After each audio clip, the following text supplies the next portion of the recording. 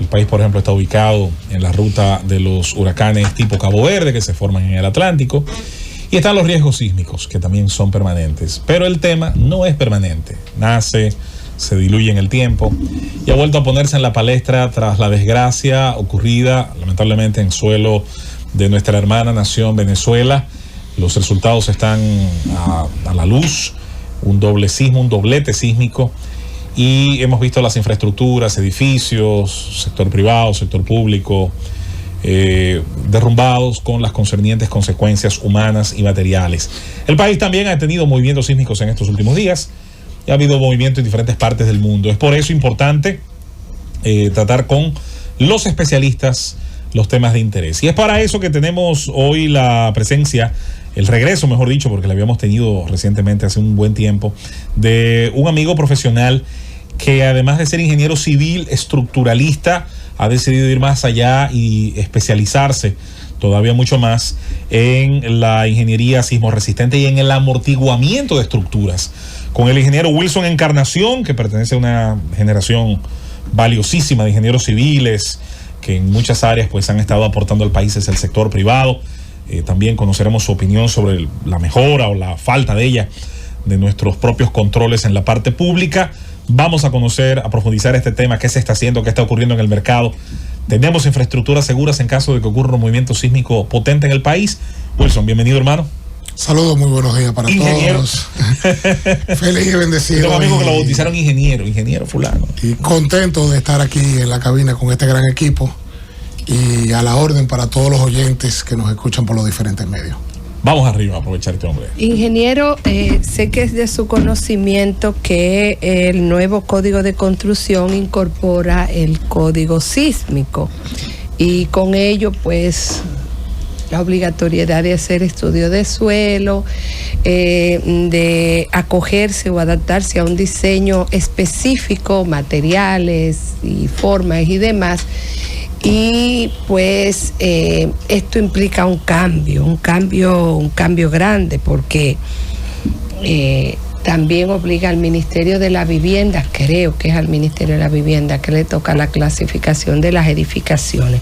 ¿Cómo usted cree que está el mercado, los desarrolladores, los proyectistas, en capacidad de cumplir esas normas que entran en vigencia, creo que dentro de unos meses?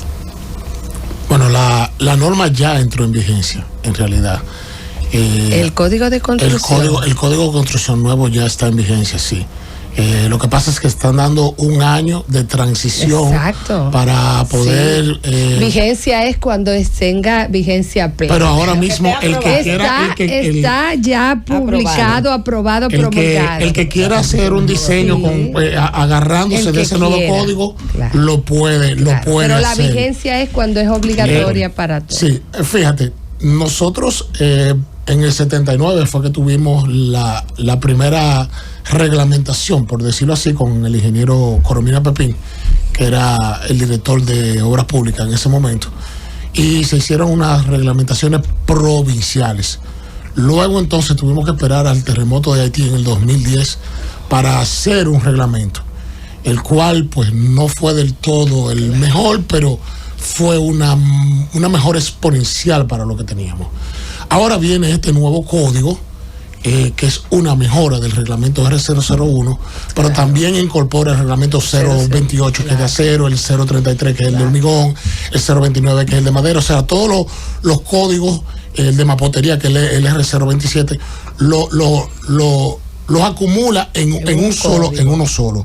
Ahora bien, yo entiendo que aún nos falta todavía con este código, porque este código nuevo pues sí tiende a reforzar lo que es el código R001, pero aún faltan muchos lineamientos y muchas imposiciones que el gobierno debería no de catalogar como opción, sino como obligatorio. Por ejemplo, edificios que sean como escuela, clínicas, alcaldía y ese tipo de cosas, una plaza comercial que incorpore 1,000 personas en un momento, no debería circunscribirse a un tema de un diseño por reglamento o por código. Eso sería un lineamiento para un diseño preliminar, pero debería hacerse lo que llamamos nosotros técnicamente un análisis no lineal, un análisis pushover, un análisis tiempo-historia, para ver cuál es el nivel de desempeño que nosotros queremos lograr con esa estructura. Y eso debiera ser obligatorio para todos. Una constructora que esté haciendo una torre, aquí hablar de 20 pisos ya no es nada. Eso es algo normal. Pero se está usando mucho lo que es el fideicomiso. El fideicomiso, ¿qué debiera hacer? Mira, yo te voy a prestar el dinero, pero tú tienes que garantizarme el nivel de desempeño de esta estructura. Y el banco debiera exigirlo. Y el seguro debiera exigirlo. Y eso debiera estar incluso en una página web público para todo el mundo. Yo quiero comprar un apartamento en tal sitio. Bueno, déjame ver cuál es el reporte que esta constructora y con qué ingeniero está haciendo esto. Y yo voy a buscar un ingeniero particular mío que yo le pueda decir, mira, revísame esto. Porque yo quiero comprar en este sitio. Y ese ingeniero me va a dar entonces a mí un reporte donde me diga, mira, sí, tú puedes comprar ahí porque esto se va a comportar así. Entonces, creo que aún nos falta. Sí, el código nuevo, pues sí, es un paso más adelante, por supuesto que sí, pero aún nos falta mucho camino y creo que el gobierno debiera imponer desde ahora. No tenemos que esperar otro sismo, o sea, debemos ya tomar la experiencia del pueblo de Venezuela de lo que pudiera pasar con un sismo en este país. La pregunta de que si estamos preparados, eso ya todo el mundo lo sabe. Lo que tenemos que preguntar es qué vamos a hacer para nosotros prevenir esta catástrofe. ¿Yulka? Bueno, ingeniero, nosotros ya tenemos una catástrofe encima, la catástrofe de Jet Set, que aunque no son comparables, para nosotros fue algo sumamente terrible. Las infraestructuras estatales es una de las áreas que más nos preocupan. ¿Cómo usted puede calificar el Estado en su gran mayoría de la infraestructura estatal, incluyendo infraestructura escolar, infraestructura hospitalaria? Definitivamente debiera hacerse un análisis de vulnerabilidad a todos los edificios gubernamentales, ya que estos edificios, pues, ¿cuánto pudieran tener? Tienen más de 20 años, de hecho, sí. Y realmente la resistencia del hormigón por aspectos químicos pudiera degradar con el tiempo.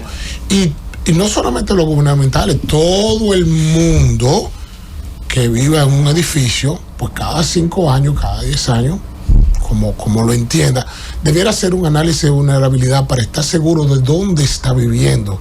No tiene que esperar que UNESBI venga y le haga un estudio. No, hágalo usted mismo, porque imagínese, si el gobierno comienza a hacer el estudio a todos los edificios que hay en este país, lo primero que no va a tener el tiempo para hacerlo. Pero, y mientras me lo hagan, ¿y qué hago yo entonces? Entonces, no, es cada uno de nosotros que debemos hacer este análisis para poder dormir tranquilo. Ingeniero, yo estoy de acuerdo con eso que usted está planteando, obviamente, pero vamos a separar las cosas. Yo entiendo que el gobierno está en el deber, y además así lo dejó saber a raíz de la tragedia del YC, de que se iban a hacer un estudio de vulnerabilidad, un diagnóstico, un levantamiento de principalmente las escuelas. No sé si en ese momento se refirió a los hospitales, pero por lo menos habló de las escuelas. Entiendo que deben de hacerlo, y de hecho estuvo aquí la ingeniero Maribel Guzmán, y ella pues sí nos dijo que estaban trabajando en eso. Pienso que eso deberían de extenderlo también entonces a las oficinas públicas. Por ejemplo, nosotros vemos ahí, tenemos el Guacal y el famoso Guacalito, por poner 2 edificios emblemáticos del gobierno que tienen décadas, que alojan una cantidad importante de personas allí, no solamente los que trabajan, sino el tráfico que hay de personas que van a buscar servicios, y obviamente pues eso lo hace más vulnerable. Pero lo otro es, en ese, aunque es difícil porque eso lo hizo Balaguer, ¿verdad? Eso está sobre roca. Que se caiga.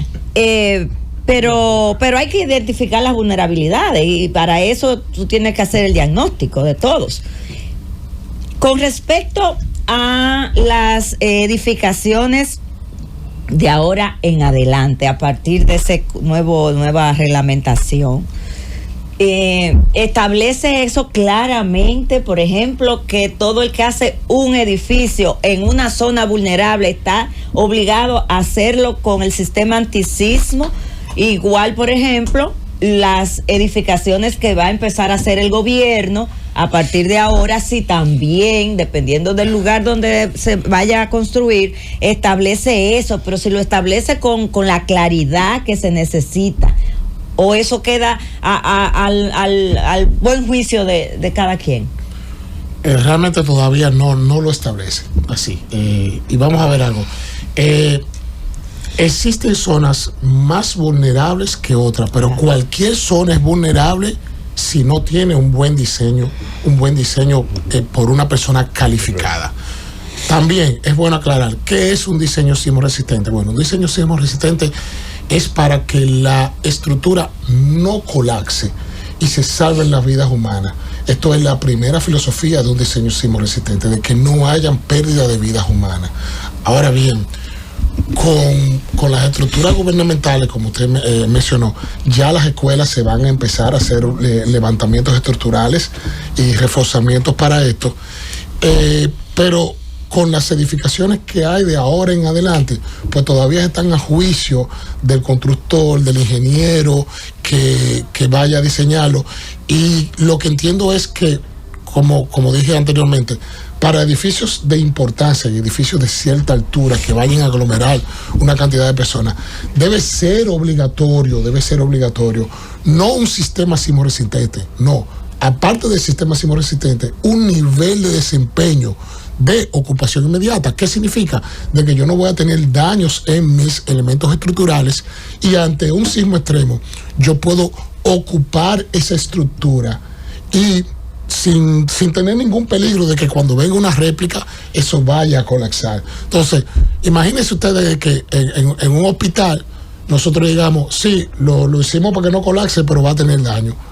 O sea, se va a dañar todo lo que está dentro. Entonces, un hospital, una clínica, ahora mismo que vaya a hacerlo, no podemos circunscribirlo a un reglamento. Tenemos que decir, no, mira, esto hay que meterle dispositivos de amortiguación obligatoriamente, o aislamiento de base, como tiene el Hospital de San Francisco, para que esto no tenga daño ante un sismo extremo.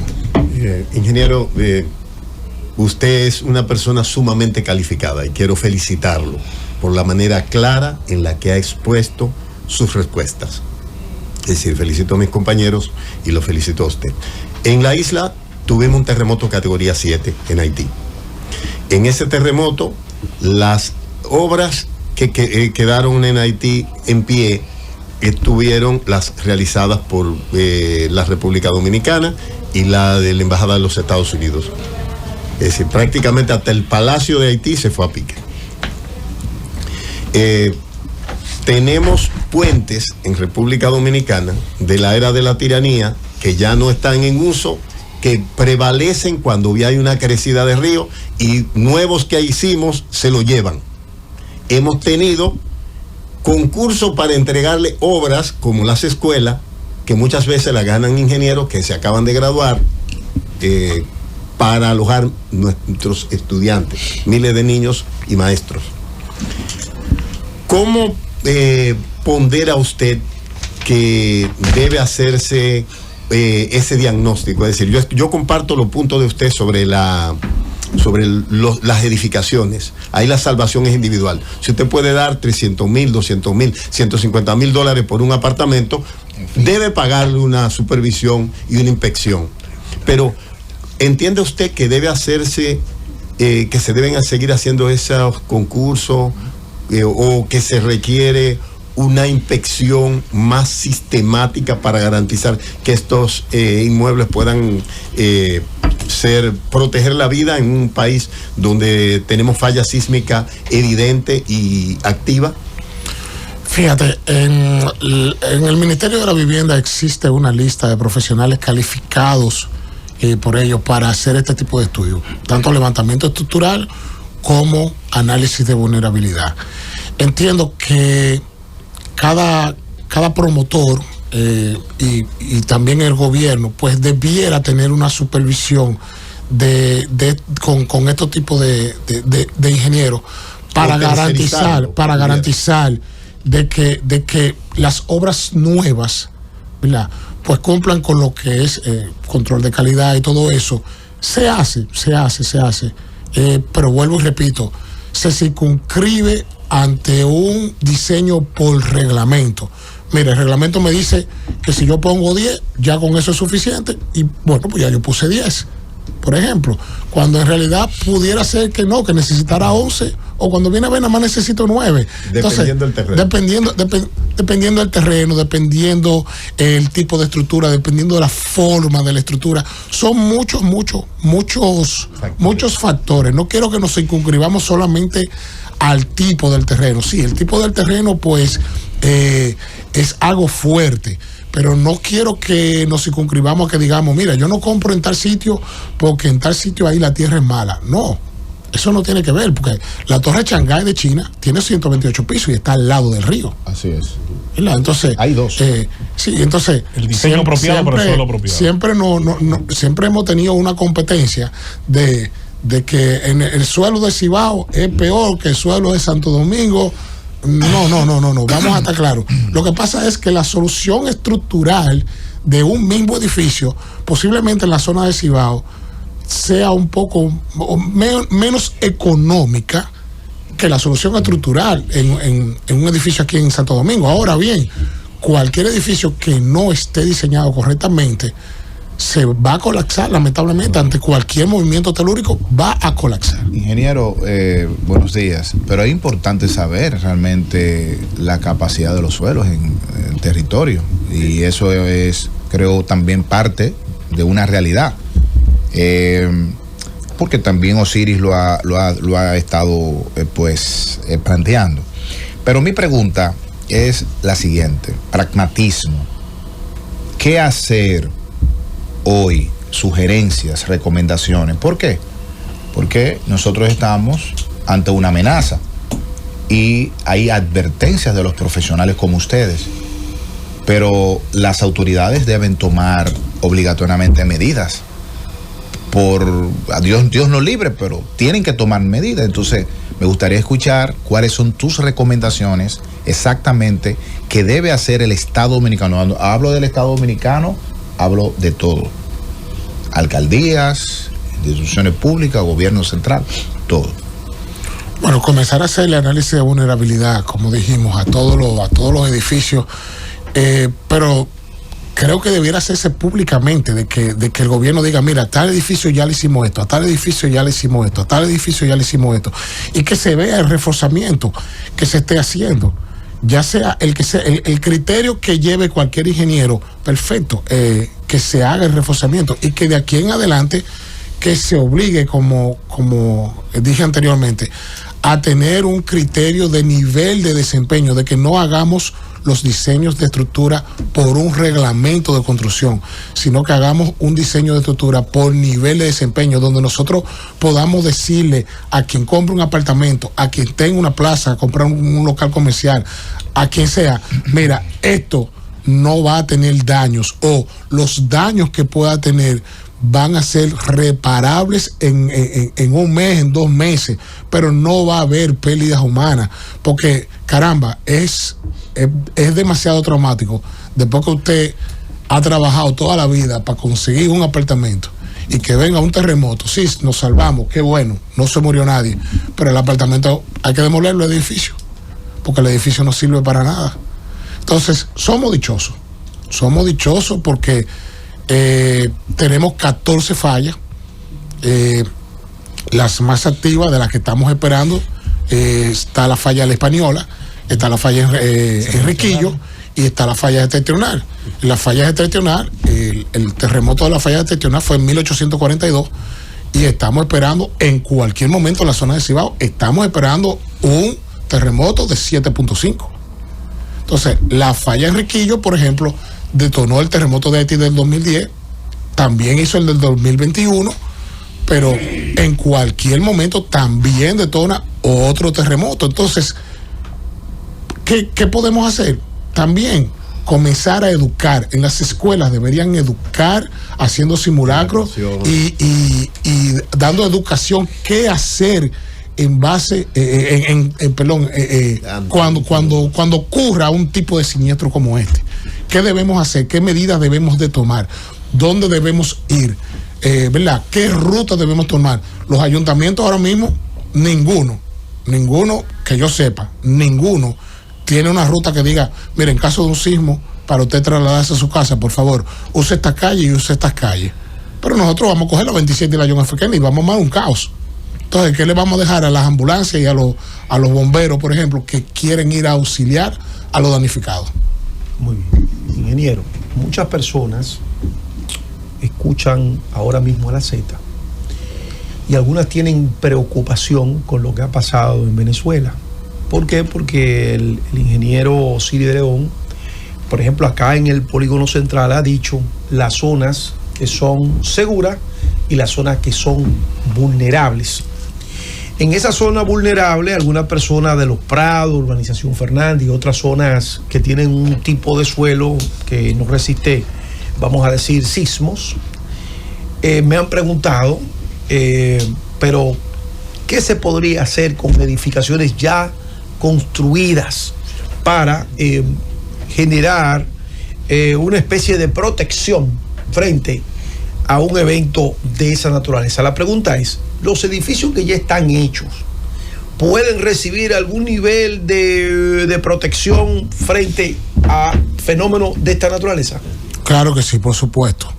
Por supuesto, existen técnicas con amortiguamiento de estructura, metiendo dispositivos de amortiguamiento, lo que son amortiguadores de fluido viscoso o los amortiguadores bilineales, que pueden cambiar el periodo del edificio y disminuir las fuerzas cortantes que son inducidas ante un sismo, y con eso es una especie de reforzamiento.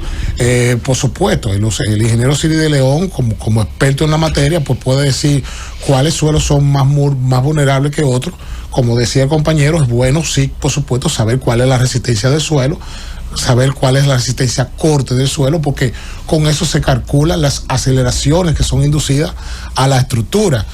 Pero como dije, no es que no se pueda, simple y sencillamente que una solución es para este suelo, una solución es para otro suelo, y posiblemente una solución en un suelo rocoso pues sea mucho más económica, mucho más sencilla que en un suelo vulnerable, como lo llaman ustedes. Pero con edificios que ya están hechos, por supuesto que sí. Nosotros tenemos un problema con edificios que ya están hechos, lo que llamamos el piso suave, que tenemos un primer nivel de parqueo, donde no tenemos muro de corte, y luego entonces del segundo nivel para arriba tenemos una masa muy grande de divisiones con mampostería y todo eso. Y nosotros ese efecto lo llamamos piso suave, que en un terremoto pues esas columnas se van a romper y todo el edificio se va a caer arriba del primer piso. Lo que ocurrió en el 2003 con el terremoto con las escuelas de Puerto Plata.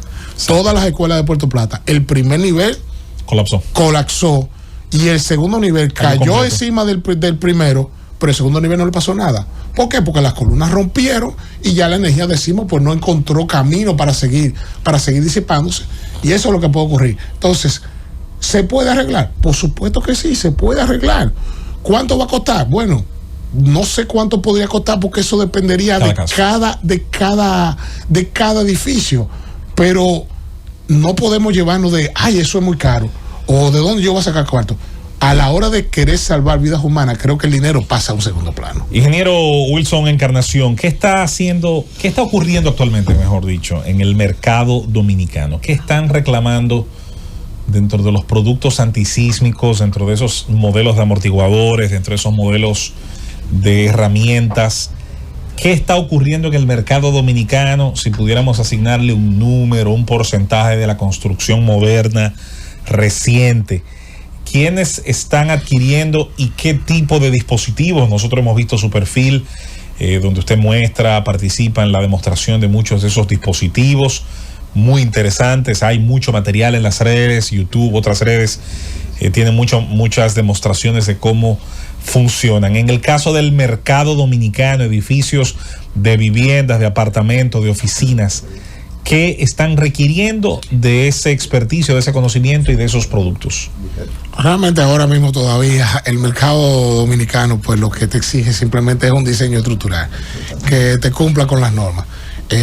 Aún lamentablemente no tenemos la cultura de exigir, mira, yo quiero un nivel de desempeño así, donde yo pueda decir, bueno, pues entonces la solución es amortiguar la estructura. Estamos trabajando para eso, queremos educar y culturizar al dominicano a que cuando quiera comprar una propiedad le exija a quien le está vendiendo, sí, pero yo quiero que tú me entregues las instrucciones. ¿Y cuáles son las instrucciones? Bueno, mis planos con mis reportes, donde yo pueda buscar un ingeniero de parte mía que me revise eso a ver si todo está correcto, porque yo quiero saber dónde voy a vivir. En Santiago, pues yo he hecho ya 6 diseños con amortiguadores sísmicos. Estoy haciendo dos diseños más ahora mismo. Hemos hecho 4 reforzamientos con amortiguadores, pero es algo todavía que el mercado está repeliendo. Como dije en la entrevista pasada, el Sonata lo compro cuando el vecino lo compre para ver si es bueno, pero lo llevo a un mecánico, pues yo quiero ver si el Sonata está bueno. ¿Por qué no hacer lo mismo con la casa? ¿Por qué no hacer lo mismo con la casa? Ingeniero, me cumple darle un aporte.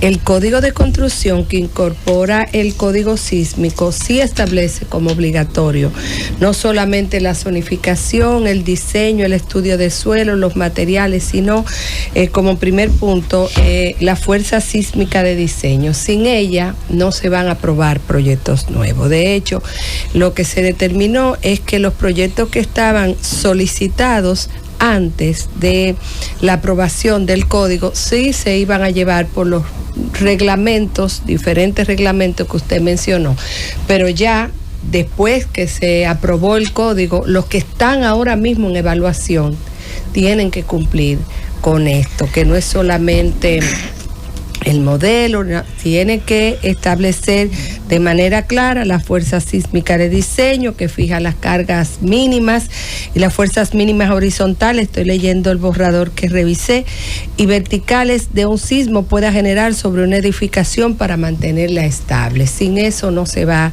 a aprobar. Eso es lo que dice la norma. No sabemos lo que va a ocurrir en la práctica. Y también decirle que el arriostramiento para el sismo resistencia era una obligación de los NEVIE, que debía de recomendar en todas las edificaciones existentes, cuando lo crearon, revisar todas las edificaciones existentes. No lo hizo, no ha hecho ni siquiera todas las edificaciones públicas, pero la recomendación para el refuerzo en las edificaciones existentes era una obligación de los NEVIE.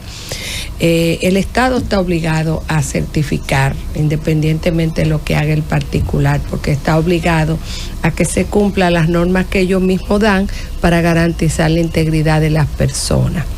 Sé cuál es su recomendación, pero quería darle ese aporte porque además nos cumple, porque trabajamos en ese código de construcción desde el punto de vista de regulación, no de la parte pétrea técnica. Sí, fíjate, entonces debo aclarar, tal vez no me di a entender cuando dije que el código todavía no tiene algunas cosas. Por supuesto que sí, desde el código R001 del 2010 hay una fuerza cortante sísmica que debe cumplir con la resistencia de la estructura, por supuesto, pero eso se circunscribe a lo que nosotros llamamos un análisis estático modal, donde nosotros inducimos una fuerza y chequeamos unas deformaciones que tiene el edificio. Yo lo que entiendo es que el código debería incorporar aún más de que ese diseño que se hace con lo que tiene el código ahora fuera un diseño preliminar, pero luego, después de ese diseño preliminar, debiéramos hacer también lo que llamamos un análisis estático no lineal, el pushover, que es empujar el edificio hasta romperlo para ver hasta dónde resiste y dónde están las debilidades del edificio, y también hacer un análisis dinámico no lineal, que es, por ejemplo, tomar pares de sismos registrado, Claro. escalarlo al espectro de respuesta del suelo que tenemos para esa estructura. Con un Y entonces, simulador, por ejemplo, y entonces también diseñar el edificio para ese sismo, o sea, que nosotros en tiempo real, que tenemos las herramientas, Claro. tenemos la capacidad y tenemos el conocimiento en este país para eso.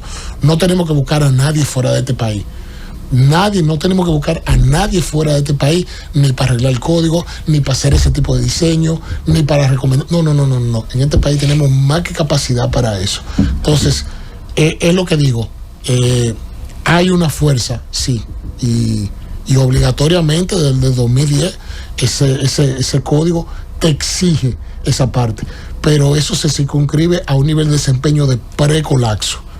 Y el código habla de los otros niveles de desempeño y habla del desempeño no lineal de la estructura, pero no lo exige como obligatoriedad. obligación. Simplemente te lo menciona. Entonces, entiendo que para estructuras de un nivel de importancia del que ya hemos hablado, no debiera ser una opción. Una En obligación. Chile no es una opción tener sistemas de amortiguación para un hospital. En Chile es una obligación. O sea, usted quiere hacer una clínica, lo tiene que hacer con esto. Claro. Pero es que yo no quiero. No es que no es cuestión no la de que haga, usted no quiera. claro. No la haga entonces. No la haga. Eso es así. Ingeniero, una de las zonas donde más se están desarrollando proyectos, inclusive de muchos pisos, es la zona de Santo Domingo Norte, digamos Jacobo Masluta, hacia allá. Hay una infinidad de edificios, de apartamentos. En esa zona, que es una zona arcillosa, que es una zona que no tiene el nivel de rocosidad de esta, ¿cuál es la medida que tienen que tomar los constructores para hacer una edificación lo suficientemente robusta? ¿Y cuál es la supervisión y qué tan estricta del Estado para que eso se cumpla? Fíjate, también hay algo que debiera incorporarse aquí, que es lo que llamamos el espectro de sitio, donde con un estudio de suelo, pues se fijen cuáles son las propiedades mecánicas que tiene ese suelo. ¿Por qué? Porque el suelo, independientemente sea rocoso, arcilloso, limoso, lo que sea, el suelo tiene un periodo natural, que es el tiempo relacionado con que viaja la onda sísmica de un terremoto. Exacto. Si ese periodo natural del suelo se asemeja al periodo natural de la estructura que yo estoy haciendo, creamos una resonancia. Cuando creamos una resonancia, la estructura puede ser lo más fuerte que sea, la estructura va a colapsar. Y se lo podemos preguntar al puente de Tacoma, que con una brisita bailó de una forma. Busquen ese video, señores. Bailó Parece de que una es de goma. forma y el puente no tenía ni siquiera un año, de hecho, y bailó de una forma es. que totalmente se derrumbó con una brisita como la que cogemos en el mirador. ¿Cómo es? Se derrumbó. ¿Por qué? Porque le creó resonancia al puente.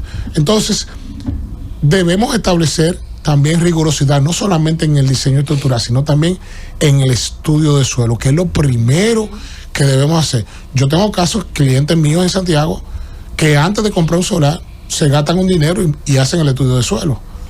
¿Por qué? Porque si el nivel freático, el agua está a 1 metro nada más, la solución es menos económica, porque hay que meter pilotes, y dicen, no, pues no lo voy a comprar. Por ejemplo, por decir un ejemplo. Pero no es que no se pueda hacer. Claro, hay una solución estructural. Y la supervisión, mira, el MIBET tiene una supervisión para la construcción de las estructuras.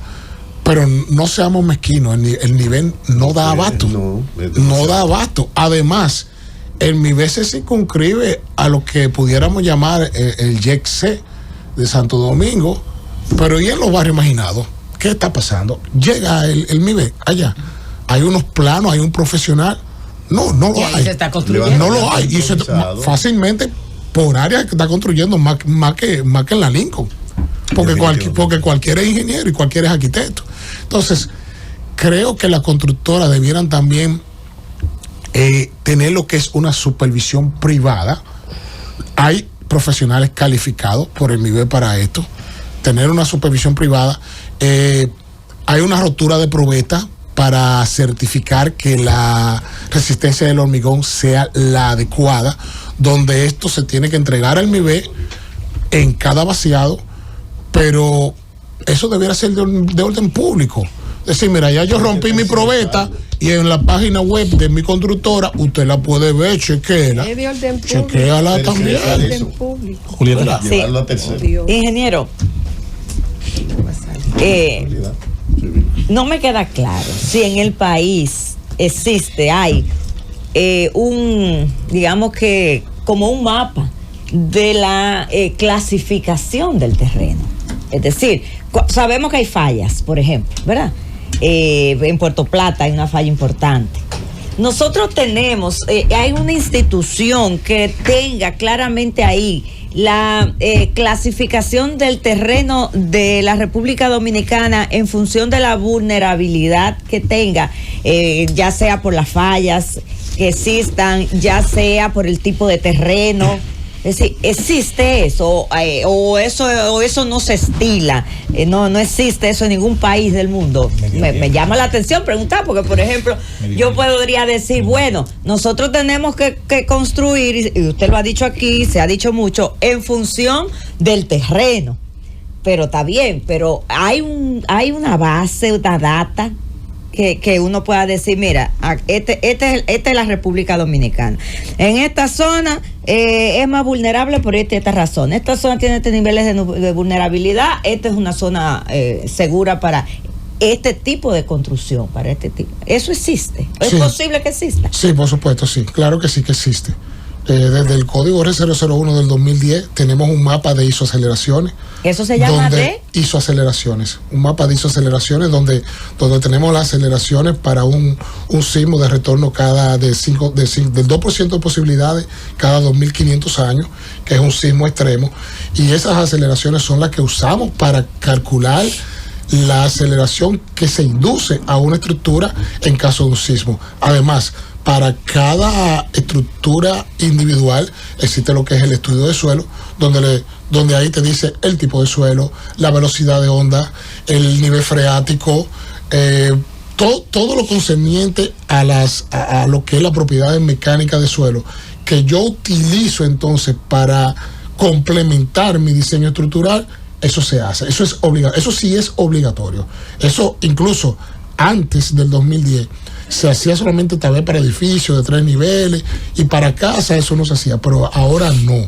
Ahora cualquier plano que se lleve al nivel, si no está acompañado de un estudio de suelo por una compañía calificada para eso, no te aceptan los planos.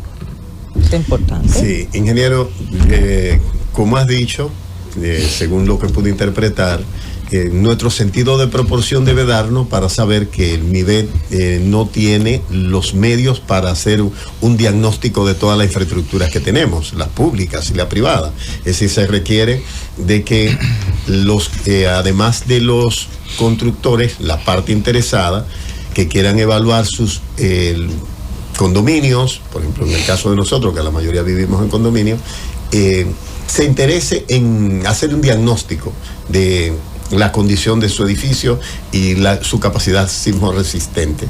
¿Usted comparte la idea de que se certifiquen instituciones para hacer estas evaluaciones de las infraestructuras públicas, sobre todo de las que conllevan la presencia de mayor número de personas, como hospitales, escuelas, universidades y este tipo de centros, y los grandes condominios? Sí, ya lo hay. El nivel tiene una lista de profesionales calificados para hacer este tipo de estudios, para levantamiento estructural. Lo que usted propone entonces es que esto pueda estar en línea y que la gente lo pueda visualizar. Sí, por supuesto. Como decía la compañera, hay un tema de que ONESBI y el gobierno son los responsables de darle la seguridad, sí, a la población. Pero como decía, ONESBI que comience a hacer este tipo de análisis, pero va a dar abasto ONESBI para esto, no lo da. Y mientras tanto, yo que estoy viviendo aquí, voy a estar esperando que ONESBI pueden tener todo el deseo del mundo, pero lamentablemente, ahora bien, lo que sí yo estoy de acuerdo y hago un llamado a que de ahora en adelante, por ejemplo, también esos diseños estructurales de este tipo de estructura, de importancia y de gran altura, sean también evaluados por ONEVI. Entonces, porque ahí ya está bien, perfecto. No podemos venir y de un pronto, de un día para otro, a evaluar todas las edificaciones. Pero, y de ahora en adelante. Los nuevos desarrollos, sí. Comencemos de ahora en adelante a hacer eso. Ingeniero, yo siento una pasividad cuando se trata de este tema. Ustedes abordan el tema técnicamente, pero yo siento, no sé si es una percepción errada, de que aquí no se está diciendo lo que se debe decir radicalmente, porque nosotros estamos ante una amenaza. ¿Y por qué lo digo? Porque cuando tú escuchas a otros decir que si aquí hay un terremoto en Santiago, por ejemplo, va a tener una situación específicamente y que aquí va a haber muchas situaciones, y sé que también es un tema muy delicado porque hay intereses, hay tema de la inversión inmobiliaria, pero me gustaría saber, ¿hay algunas estadísticas reales? Porque yo siento que hay que tener cuidado, que si viene un terremoto, pero que tenemos que revisar.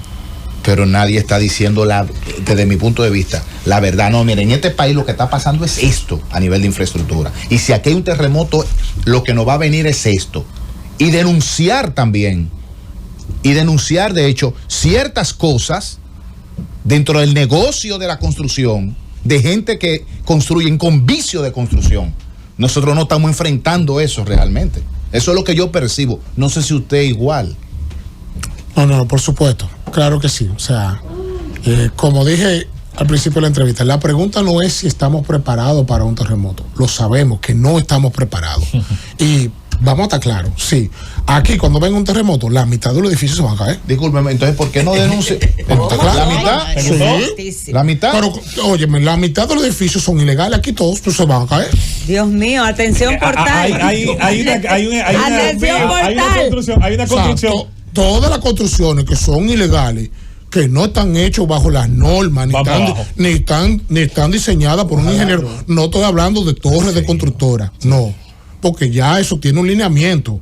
Claro. Y tiene su diseño. Esa torre de esa constructora, bueno, se van a agrietar, claro, pueden tener daño, pero eso no va a colapsar. No, eso no. Ahora, todos esos edificios que están para los barrios, que lo hicieron de dos niveles, y después le hicieron otro. No, Wilson, nosotros hemos sobrecargado tanto a la Virgen de la Altagracia. Tiene un trabajo terrible ella por hacer. Que ahí en la de Fillo, ojalá un día pasear contigo por ahí, hay un edificio que yo le llamo la pirámide invertida. El primer piso es estrechito, el segundo es un poco más ancho, el tercero tiene varias habitaciones más, y el cuarto es un penthouse que no tiene nada que envidiar a los de la Nacaona, y eso está ahí. Sí. A la espera de que la desgracia lamentablemente llegue. Sí me gustaría, Wilson, yo no quisiera que tú te marches de aquí. Ya hablamos de la experiencia nacional, el mercado todavía es incipiente, está aprendiendo, le teme un poquito a la inversión y a los costos. ¿Qué está ocurriendo en América Latina por lo menos? Yo sé que tú tienes una experiencia internacional. ¿Qué está ocurriendo? Mencionaste el caso chileno, Perú, México, Centroamérica, que tiene actividad sísmica por el cinturón de fuego del Pacífico. Esa placa del Pacífico empuja esa placa de Cocos, la placa de Nazca y la propia placa del Caribe. ¿Qué está ocurriendo en esas áreas con ese mercado, con los disipadores, con los amortiguadores?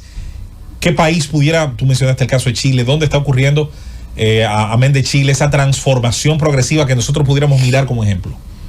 Bueno, en Chile ya la transformación está dada. Esa ya ocurrió. A nivel de América Latina, el país que más experiencia y sabiduría con terremotos tiene, sacando a Estados Unidos, por supuesto, que hace todos los estudios del mundo, pero a raíz de experiencia el terremoto de Valdivia y de muchas pérdidas, son no solamente económicas sino humanas, es Chile. Tienen el terremoto más grande de 9.5, que es el terremoto de Valdivia, que es de 9. Parecían olas. Es de 9.5 porque duró 10 minutos y medio el terremoto. Sí, porque en un paréntesis, debemos aclarar que la magnitud con que vemos, ese número que vemos de terremotos. Escala Richter es una cosa, Mercalli es otra. Sí, la escala Richter para terremotos de más de 6 ya es inestable. No Mercalli es mejor. Es la de Mercalli. Entonces, cuando escuchamos ese número está relacionado a la energía que tiene ese terremoto, pero no al daño. No, el daño es otra cosa. Porque el terremoto de Haití fue de 7 y algo. Y sin embargo, hizo más daño que cualquiera. Claro. ¿Verdad? Hizo más daño que el de Valdivia, que fue de 9. O el de Kodiak de Alaska, que es el segundo peor. Exactamente. O el de Indonesia, sí, fue de 9 y ese hizo muchísimo daño en cuanto a lo económico. Pero el terremoto de Haití mató más de 300,000 personas. Entonces, entiendo que Chile y todo lo que es esa franja de Sudamérica, que es la que tiene la falla al lado, Ecuador, Colombia y todo eso, pues ya esta persona, como dije, no es una opción lo que es dispositivos de amortiguación. No, para ellos no es una opción, para ellos es una obligación, lamentablemente. ¿Por qué nosotros todavía no hemos, vamos a decir, entrado de lleno en ese mercado? Porque es que somos bendecidos por Dios. Dios duerme aquí. Sí. Dios duerme aquí. Pero estamos cargando a la Virgencita, la tenemos, estamos usando. Esos pequeños movimientos discúlpame, Oli, esos pequeños movimientos de tierra que se están dando de temblores, eso es favorable. Libera descarga, como se ha dicho. Sí, libera energía, pero eso no nos da una garantía de que no va a venir un temblor de más de 7, o sea, en la falla de Riquillo y en la falla de Septentrional. Y José Luis, y usted comparte de que los edificios que tengan situaciones de irregularidades que se han supervisado, se le ponga un letrero que le diga al ciudadano, este edificio tiene situaciones. ¿Por qué así yo entra si quiere y sal si puede, entro o no? Debería ser así. Yo entiendo que debieran cerrarlo, o la otra opción es ponerle dinamita para que se caiga de ahí. Voy a comenzar a vender dinamita, buen mercado. Sí, pero aquí no hay dinamita porque en el malecón hay unos edificios que hace rato están abandonados. La mitad de los edificios. El Hotel El Prado, el histórico Hotel El Prado, que estuvo involucrado en la quiebra de Bancomercio, está ahí cogiendo agua sola y serena. ¿Por qué se hace tan difícil tumbar edificios, ingeniero? Hay muchos intereses metidos. En Santiago también hay muchos edificios que uno lo ve y no hay que ser ingeniero de la NASA para decir, pero eso no sirve. Yo no me meto ahí ni loco. O sea, edificios abandonados que ocupan un espacio. Y tú dirás, bueno, pero si no vive nadie, que se caiga. No, y si yo voy pasando por ahí con la hija mía. Sí. Entonces, debieran demolerlo desde ahora.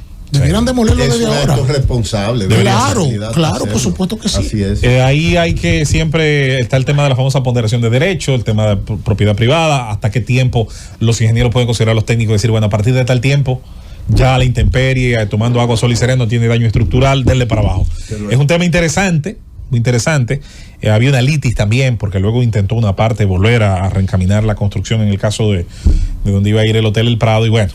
Definitivamente tenemos muchos casos así. Yo recuerdo que la lotería, donde hoy está la lotería, duró muchos años cogiendo agua, sol y sereno, y después decidieron finalmente terminarlo. El ingeniero Wilson Encarnación está en sus redes digitales y pueden allí pues acercarse, ver una parte importante de su especialidad, de sus trabajos, de los productos de los que él ha hablado aquí, de los amortiguadores sísmicos, de los disipadores, de esa tensión sísmica y cómo podemos aprender, como él ha dicho, de otras experiencias incluso en América Latina. Estimado ingeniero civil, estructuralista y especialista precisamente en estos aspectos de la sismoresistencia y en el diseño, que puede ayudarnos, señores, a salvar vidas, porque como hemos dicho aquí, no es si va a pasar, es cuándo va a pasar y cómo nos va a encontrar. Estimado, gracias. Gracias. Acabamos de pedir, Oli. Yo le decía al ingeniero que es muy caro para un condominio. Debiste preguntarlo antes. Bueno. Llévatelo, Frank.